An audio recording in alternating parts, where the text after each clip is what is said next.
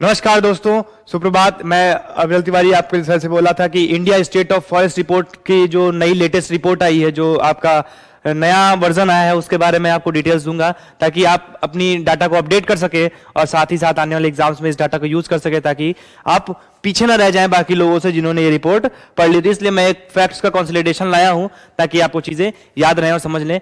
और जैसा कि हम सबको पता है कि भाई जो जंगल है हमारे लिए एक मूलभूत संसाधन है और कहीं ना कहीं जंगलों की जो आवश्यकता है, जो हमारे लिए फॉरेस्ट की जो कीमत है, वो एक कह सकते हैं फंडामेंटल यूनिट है। आप उनके बिना आप कल्पना ही नहीं कर सकते कि हम यहाँ सरवाइव कर पाएंगे, एक ह्यूमन जो सिविलाइजेशन है वो सरवाइव कर पाएगी। क्योंकि भाई एक तरह से इनको आप लंग्स भी बोल सकते हैं। भाई क्या है कि ये जैसे हम लोगों के हार्ट में, हम लोगों के शरीर में लंग्स होते हैं जो वाटर जो एयर का प्योरिफिकेशन करते हैं, जो एयर को हमारे लिए स्टोर करते हैं, उसी तरह जंगलों का भी काम है भाई कि ये हमारे लिए एयर और इन सब चीजों को स्टोर करते हैं। तो चलिए शुरू करते हैं आज के अपने इस क्लास को, अपने सेशन को, India state for forest report को, और देखते हैं कि इनमें हम क्या क्या चीजें कर सकते हैं, याद रख सकते हैं। ठीक है, चलिए। तो सबसे पहले मैं इसमें आपको कुछ ब्रीफ इंट्रोडक्शन इसके बारे में दे दूं। तो ब्रीफ इंट्रोडक्शन के बारे में अगर मैं जानूं तो क्या है कि देखो भाई, मिनिस्ट्री ऑफ एनवायरनमेंट इसके अंडर में ये रिपोर्ट निकलती है। ये रिपोर्ट किसके अंडर में निकलती है? तो भाई पर्यावरण, वन एवं जलवायु परिवर्तन मंत्रालय के अंतर्गत ये रिपोर्ट निकाली जाती है। भारतीय वन सर्वेक्षण द्वारा जारी किया जाता है, ये इसके अंतर्गत कार्य करता है। तो ये रिपोर्ट रिलीज कौन करता है? एफएसआई रिलीज करता है। और जो एफएसआई संस्था है वो किसके अंडर में आती है? तो भाई मिनिस्ट्री ऑफ एनवायरनमेंट के अंडर में ये आती है। दूसरी चीज अगर हम देखें कि ये हर 2 साल पर निकाली जाती है। ये ध्यान रखिएगा कि अगर क्वेश्चन पूछा जाता है कि कितने वर्ष के अंतराल पर निकाली जाती है, तो ये हर 2 साल पर निकाली जाती है। ठीक है, हर 2 साल पर निकाली जाती है। ठीक है, और 1987 से ये लगातार निकाली जा रही है हर 2 साल के अंतर पर। ठीक है, इसलिए इस बार ये 2021 में निकाली गई है और इससे पहले 2019 में निकाली गई थी, है ना। ये पर 2 ईयर के क्या कहते हैं अंतर पर निकाली जाती है। दूसरी चीज ये ध्यान रखनी है कि जो ये इसकी डाटा रिकॉर्ड की जाती है, वो डाटा कहां से रिकॉर्ड की जाती है? तो भाई सैटेलाइट इमेजेस को यूज किया जाता है। सैटेलाइट इमेजेस को यूज करके इस डाटा को हम सेग्रीगेट करते हैं और डाटा अपने साथ लाते हैं और उसकी एक रिपोर्ट बनाकर आपको प्रेजेंट कराई जाती है ना। तो ये चीज आपको यहां पर ध्यान रखनी है कि भाई दूसरी चीज ये कार्य क्या करती है? तो ये क्या कार्य करती है? To assess the forest and tree resource of the country. जो भारत के वन संसाधन है, जो आपके वृक्ष संसाधन है, उनका रिसोर्स का असेसमेंट करती है। ठीक है, तो ये चीज आपको ध्यान रखनी है। इसमें कुछ फैक्ट्स मैंने आपको बता दिए कि एफएसआई रिलीज करता है, किस मिनिस्ट्री के अंडर में आता है? तो भाई पर्यावरण, वन, जलवायु परिवर्तन मंत्रालय के अंदर में आता है। द्विवार्षिक रिपोर्ट है, हर 2 साल पर निकाली जाती है। ठीक है, और देश के वन संसाधनों को ये देखता है। चलिए अगली स्लाइड देखते हैं हम, अगला क्या है इसमें। तो मैं ये कुछ डाटा लाऊंगा पिछले रिपोर्ट का। तो देखिए इसमें कुछ है, जैसे कि क्वेश्चन आपका पूछ सकता है कि भाई टॉप 3 स्टेट्स कौन थे जिन्होंने फॉरेस्ट एरिया में इंक्रीज किया। ये 2019 की रिपोर्ट है, मैं फिर से रिपीट कर दे रहा हूँ। तो भाई कर्नाटक ने सबसे ज्यादा रिपोर्ट किया था, उसके बाद आंध्र प्रदेश ने किया था, फिर केरला ने किया था। और जिनके पास लार्जेस्ट फॉरेस्ट कवर था वो कौन कौन से स्टेट से? तो मध्य प्रदेश था, अरुणाचल था, छत्तीसगढ़ था, उड़ीसा था। ये लार्जेस्ट फॉरेस्ट कवर था इन स्टेट्स के पास। ठीक है, तो ये चीज ध्यान रखनी है। अब देखते हैं लेटेस्ट डाटा के बारे में। तो ये हमारा मैप है भाई 2021 का। 2021 का मैप है। देखिए ये मैं रिपोर्ट का जो क्रेडिट है ये आपको वही मिनिस्ट्री को ही जाएगा। भाई मैप मैंने वहीं से उठाया है पूरा। ठीक है, तो मोस्ट ऑथेंटिक डाटा मैंने उठाई है क्योंकि ये कहीं से भी कॉपीड नहीं है। ये पूरा जो है ओरिजिनल डाटा है आपका मिनिस्ट्री की वेबसाइट से। तो आप इस पर पूरी तरीके से रिलाई कर सकते हैं। अब रिलाई करने का मतलब जो इसमें देखिए, इसमें कई कैटेगरी, जो प्योर ग्रीन है ये वेरी डेंस फॉरेस्ट है, जो मॉडरेटली आपका डेंस फॉरेस्ट है ये आपके हल्के ग्रीन से है, येलो से आपका क्या है? येलो से आपके ओपन फॉरेस्ट है। देखिए फॉरेस्ट भी कई तरह के होते हैं ना, क्लोज्ड फॉरेस्ट, ओपन फॉरेस्ट, तो वो कैटेगरीज में बनाया गया है। तो श्रब्स भाई कहाँ है? तो रेड से आपका ये चीज की गई है। उसके बाद आपका नॉन फॉरेस्ट एरियाज बताए गए हैं। तो ये चीज आपको ध्यान रखनी भाई। ये आपका जो है फॉरेस्ट रीजन है जहां पे आपका पूरा हिमालयन है ना, जो हिमालयन ड्यू पॉइंट से नीचे का पॉइंट है वो पूरा है।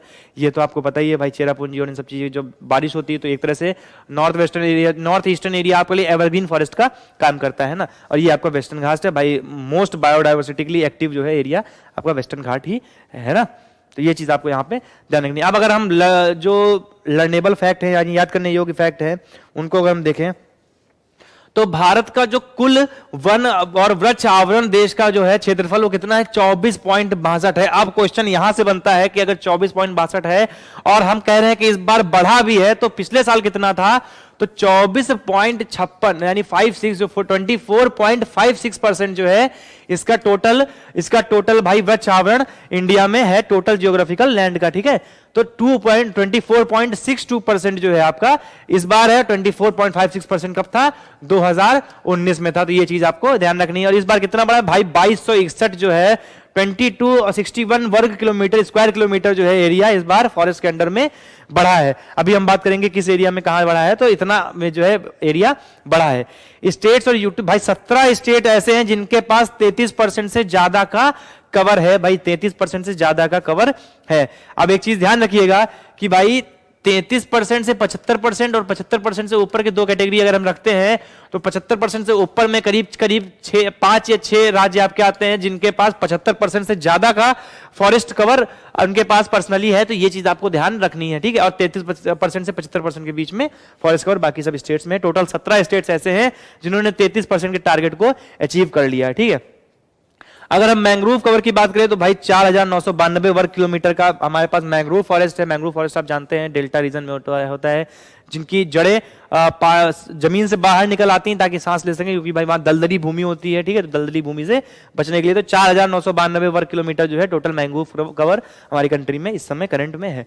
चलिए अगला देखते हैं, अगले फैक्ट्स को अगर हम ध्यान दें तो अगले फैक्ट में क्या है, अगर मैं क्वेश्चन पूछूं कि भाई कौन से स्टेट्स का मैक्सिमम एरिया है फॉरेस्ट कवर में, तो भाई फॉरेस्ट कवर में जो मैक्सिमम एरिया है वो अगर हम लिस्ट देखें तो वो लिस्ट इस प्रकार है कुछ। भाई मध्य प्रदेश में सबसे ज्यादा एरिया है। ठीक है, फॉरेस्ट के अंडर में अरुणाचल प्रदेश में सब जंगल है। ठीक है, छत्तीसगढ़ में आपका है, उड़ीसा, आंसर, महाराष्ट्र। तो अगर लिस्ट पूछता है तो भाई ये डिक्रीजिंग वे में है। सबसे टॉप पे भाई मध्य प्रदेश है। अगर आपसे क्वेश्चन पूछता है कि भाई सबसे ज्यादा आपका फॉरेस्ट कवर एरिया किसके पास है, तो भाई मध्य प्रदेश के पास है, मध्य प्रदेश के पास है। उसके बाद आपका अरुणाचल के पास है, तो ये चीज आपको ध्यान रखनी है। उसके बाद अरुणाचल के पास है। ठीक है, उसके बाद आपका अरुणाचल के पास है। ठीक है, ये लिस्ट ये जो डाटा है वो आपका इस बार का है। ठीक है, मैप जो है शायद आपका पुराना हो सकता है, तो मैप पे आप फिर भी मैप में ज्यादा चेंजेस नहीं आए। भाई मध्य प्रदेश के बाद अरुणाचल प्रदेश है, फिर छत्तीसगढ़ है, फिर उड़ीसा है और फिर महाराष्ट्र है। तो ये total area by total area जो है फॉरेस्ट कवर कितना है वो चीज डिनोट कर रहा है ना। तो सबसे ज्यादा मध्य प्रदेश, फिर अरुणाचल प्रदेश है। बहुत लोग क्या करते हैं मध्य प्रदेश के बाद छत्तीसगढ़ लगा देते हैं, तो छत्तीसगढ़ मत लगाइएगा, अरुणाचल आंसर है इसका। चलिए अब अगर क्षेत्रफल की बात करें तो देखिए क्या होता है। कल मेरी इसी बात पे आप लोगों को बताया भी था मैंने, मेरी इस बात पे बात हुई भी थी कि क्वेश्चन क्या कंफ्यूज होता है कि भाई क्वेश्चन अगर पूछ रहा है कि सबसे बड़ा वन क्षेत्रफल किसके पास है, तो सबसे बड़ा वन क्षेत्रफल मध्य प्रदेश के पास है। लेकिन अगर क्वेश्चन पूछता है by percentage of area of state, अगर एरिया ऑफ स्टेट के परसेंटेज के मुताबिक पूछे तो सबसे ज्यादा किसके पास है? भाई मिजोरम के पास है। मतलब कहने का ये है, मैंने एग्जाम्पल भी दिया था कि मान लीजिए एक छोटी भूमि है और एक ये छोटा स्टेट, ये मान लो मिजोरम है, ये मध्य प्रदेश है। ठीक है, तो अगर हम ऐसे पूछे सबसे ज्यादा वन, तो ये मान लो वन इसके पास हो गया। और अगर हम ऐसे पूछें तो बताओ। ठीक है, अब इसके पास क्या है, देखिए अगर हम इस टोटल इसको 100 मान लें तो हो सकता है इसके पास 80% का वन हो। लेकिन अगर मान लो इसके पास 100 है तो इसके पास सिर्फ 80 का ही, भाई 80 किलोमीटर इसके पास वन हो गया है ना, 80%। 80 अगर मान लो ये 1000 है और 1000 के हिसाब से, 1000 किलोमीटर के हिसाब से मान लो अगर इसके पास 50% भी वन माने तो भी इसके पास 500 किलोमीटर का वन हो गया। तो बाय एरिया किसके पास वन ज्यादा हुआ? इसके पास हुआ ना। लेकिन परसेंटेज से बात करें तो किसके पास होगा? इसके पास होगा। तो यही खेल यहां पे भी है। अगर क्वेश्चन बाय परसेंटेज पूछ रहा है तो भाई मिजोरम आंसर होगा। मिजोरम के पास 84.53% टोटल का टोटल एरिया है ट्री कवर के अंडर में। उसके बाद अरुणाचल प्रदेश आता है 79.33% के बीच में। ये स्टेट्स की बात करें, अगर यूटीज की बात करेंगे तो यूटी में तो मिजोरम से ऊपर लक्षद्वीप निकल जाएगा। ठीक है, तो फिर मेघालय आएगा, फिर मणिपुर आएगा, फिर नागालैंड आएगा। मतलब कुल मिला के बात ये है कि टॉप 5 में आपके कौन से पांचों हैं? पांचों आपके नॉर्थ ईस्टर्न स्टेट्स हैं। भाई उसका रीजन क्या है कि वहां का जो आपका जलवायु है वो एक तरह से एवरग्रीन, टॉपिकल एवरग्रीन की तरह काम करती है ना। ये चीज ध्यान रखिएगा। अगला देखते हैं, तो अगला क्या है भाई? वन प्राप्त करने वाले राज्य। तो क्वेश्चन ये बता रहा है कि भाई इनमें से कौन से राज्य हैं जिन्होंने जो फॉरेस्ट है वो गेन किया और कौन से स्टेट्स हैं जिन्होंने फॉरेस्ट को लूज किया। देखिए होता क्या है कि हर साल कुछ जगहों पे फॉरेस्ट कटते हैं, कुछ जगहों पे फॉरेस्ट लगाए जाते हैं। तो उन्हीं स्टेट्स की अगर हम लिस्ट देखें तो टॉप 5 में अगर मैं बात करूं तो सबसे ज्यादा भाई आंध्र प्रदेश ने गेन किया है।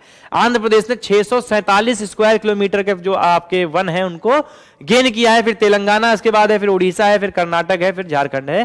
तो इन चीजों ने, इन एरियाज ने गेन किया है ना। ये चीज ध्यान रखिएगा। दूसरी चीज अगर हम बात करें लॉस किसने किया है, तो सबसे ज्यादा लॉस किया है भाई अरुणाचल प्रदेश ने। भाई डेवलपमेंट हो रहा है नॉर्थ ईस्टर्न स्टेट्स में, तो जहां पे डेवलपमेंट होगा थोड़ा बहुत वहां पर देखिए शुरुआत में आपको मानना पड़ेगा कि आपको भाई पेड़ तो काटने ही पड़ेंगे। ये जंगल तो अब लगाए जा रहे हैं, या कह सकते हैं कि अब भाई यहाँ डेवलपमेंट हो रहा है, तो इनको ये पता है कि चलो ठीक है हम इतनी जगह में डेवलपमेंट कर लेंगे और इतनी जगह में हमारा काम चल जाएगा, फॉरेस्ट लगे रहेंगे।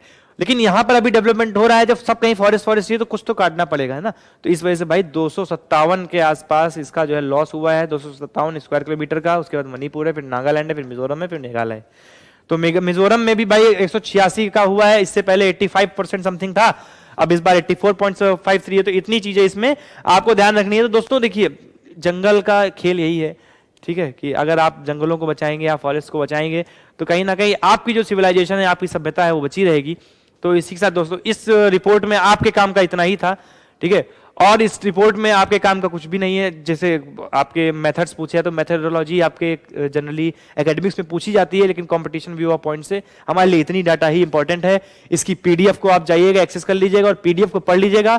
मैं आपको गारंटी देता हूं कि लगभग लगभग लगभग लगभग आपके 2 से 3 क्वेश्चन आएंगे और जरूर आएंगे, और उनमें से आपका सब कुछ इसमें से कवर हो जाएगा, ठीक है। एक बार आप यूपी का परसेंटेज स्पेशली देख लीजिएगा। हो सकता है मैं अभी हाल ही में भी 2-4 दिन में यूपी स्पेशल वीडियो भी ले आऊं, तो उसके लिए भी टेंशन मत लीजिएगा। तो यूपी स्पेशल में क्या रहेगा, उसका पूरा थोड़ा सा करंट अफेयर्स सब कुछ एक साथ कवर कर दूंगा। तो इस आप जाइएगा, इस पीडीएफ को वहां से एक्सेस कर लीजिएगा और पूरी डाटा को एक बार आप रिवाइज कर लेंगे, तो मैं आपको गारंटी देता हूं कि लगभग 2 क्वेश्चन जो है आपके आने वाले एग्जाम में फंसेंगे ही फंसेंगे इस डाटा से, और इस कॉम्प्रिहेंसिव, इस होलिस्टिक डाटा से आपको जो है भला होने वाला है। कुल मिलाकर बात यह है। तो हमारे साथ जुड़े रहिए, इस वीडियो को ज्यादा से ज्यादा लोगों को शेयर करिएगा, ताकि इसकी पहुंच ज्यादा से ज्यादा लोगों को हो पाए, और इस जो हमारी मेहनत है इसका हमें भी कुछ फल मिले और आपको भी मजा आए पढ़ने में। तो आज के लिए दोस्तों इतना ही, थैंक यू। हम फिर हाजिर होंगे स्पेशल वीडियो लेके, कुछ नए सेगमेंट के साथ, कुछ नई चीजों के साथ, कुछ नए इंटरेस्टिंग फैक्ट्स के साथ, ठीक है। तो आज के लिए इतना ही, thank you, have a nice day, नमस्कार।